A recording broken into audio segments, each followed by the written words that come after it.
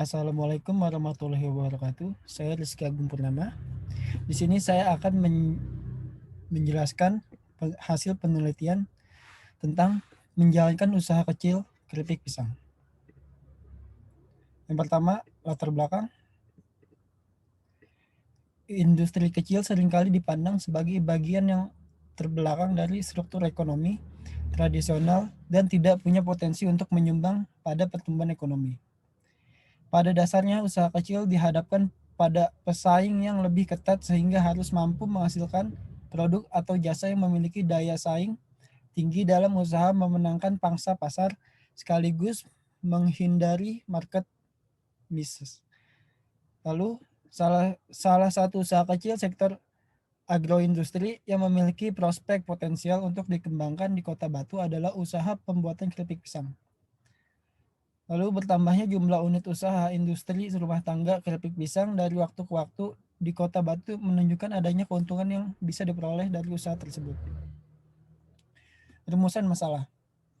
Berdasarkan latar belakang yang sudah dibuat di atas dapat dibuat perumusan masalah sebagai berikut. Bagaimana pengelolaan usaha keripik pisang di Kota Batu? Tujuan penelitian. Mengetahui pengelolaan usaha keripik pisang di Kota Batu. Fenomena usaha keripik pisang.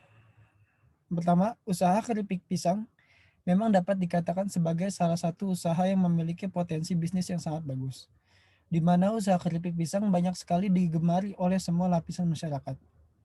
Yang kedua, fenomena kegagalan usaha kecil khususnya di Indonesia dikarenakan para pelaku usaha terlalu khawatir untuk melakukan perubahan pada produknya, dengan alasan karena dirasa cukup dengan produk yang dihasilkan. Lalu yang ketiga, menurut survei yang diadakan oleh Boston Consulting Group bertajuk Most Innovation Companies yang ditulis oleh Hilman Fajrian pada artikelnya mengemukakan sebuah fakta menarik. Banyak CEO dari perusahaan menempatkan inovasi sebagai prioritas tertinggi dalam roda bisnis perusahaan. Karena konsumen selalu mengingatkan pembaruan untuk menyesuaikan kebutuhan. Empirisis. Berbagai penelitian memahami tentang dampak perubahan sosial setelah terjadinya perubahan mata pencaharian telah banyak dilakukan oleh penelitian sesudahnya. Untuk menjelaskan dan memahami perubahan yang terjadi pada sektor ekonomi, perlu adanya kajian terdahulu sebagai landasan terhadap kondisi dan situasi yang terjadi.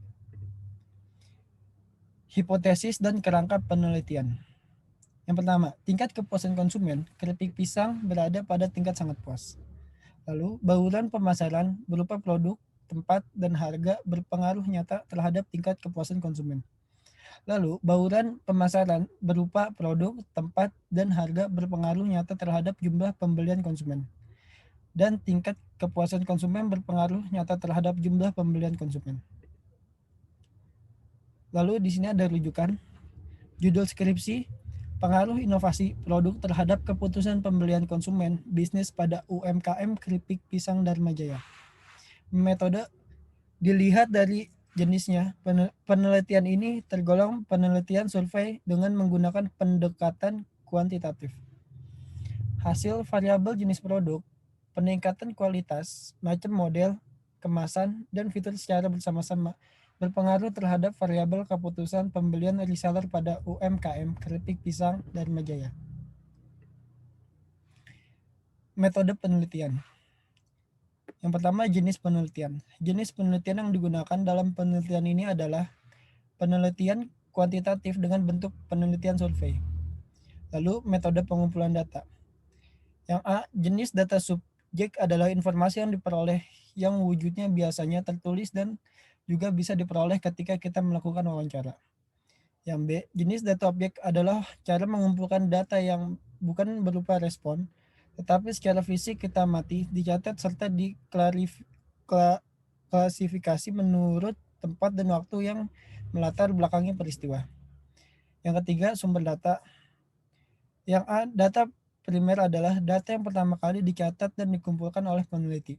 Yang B, data sekunder adalah data yang sudah tersedia dan dikumpulkan oleh pihak lain. Metode penelitian. Yang pertama, teknik pengumpulan data. A. Penelitian lapangan atau wawancara dan kuesioner. Yang B. Studi kepustakaan.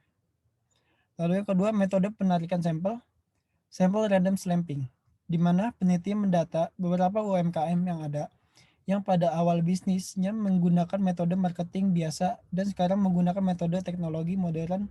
Lalu, peneliti melihat apakah ada perbedaan yang signifikan terhadap income yang didapatkan oleh UMKM terhadap tersebut setelah merubah metode marketing mereka. Sekian dari saya, kurang lebihnya mohon maaf. Wassalamualaikum warahmatullahi wabarakatuh.